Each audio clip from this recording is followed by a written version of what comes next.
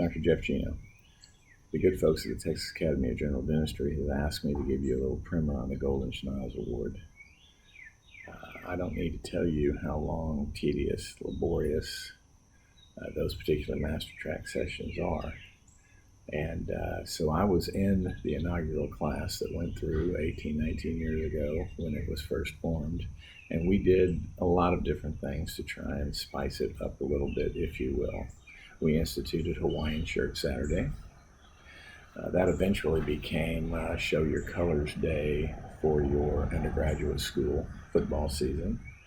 But we were possibly maybe 3 or 4 sessions in when late one night after dinner and a few adult beverages, the group of us decided that we needed to put a little competition into Master Track, if you will. After all, we are competitive, aren't we? You wouldn't be doing what you're doing if you weren't. So we decided we needed to have an award that we were going to give out at every session that showed, that awarded the person who showed the most characteristics and attributes of the mastership and the master class. I don't know exactly how we ended up with the proboscis being our champion, if you will. I do know that about 1 o'clock in the morning, we were sitting in somebody's office in South Austin, slinging alginate all over the place and pouring stone models and cast of schnozes, if you will, of which we decided on the one that we felt was the proudest proboscis.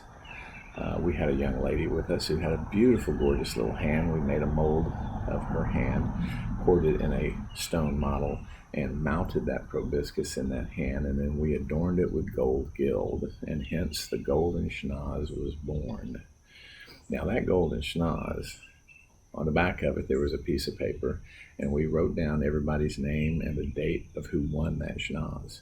And they would take it back with them to their office for the several months in between each session, and then they would bring it back and the next winner would take it. It traveled all over Texas, from El Paso to Beaumont, from the Piney Woods to the Valley, and everywhere in between.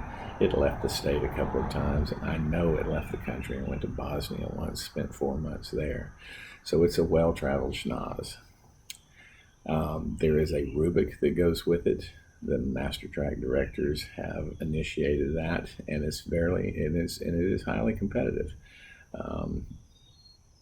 One time the schnoz was dinged in the travels, if you will. If you get up and close, you can see the nose had a ding in it. And so we took that schnoz and we gave it a new home in a glass see-through enclosed carrying case with nice soft tissue around it in order to protect it. But the day came when we ran out of room on the back to write the winners. And so it found its home that you see now in the shadow box that holds it, with the plates of all the winners and the dates that they are on there. Now, there's a lot of awards in dentistry. You already have won probably your fellowship that only about 6 to 7% of dentists get. You're working on your mastership that only 1 to 2% ever get.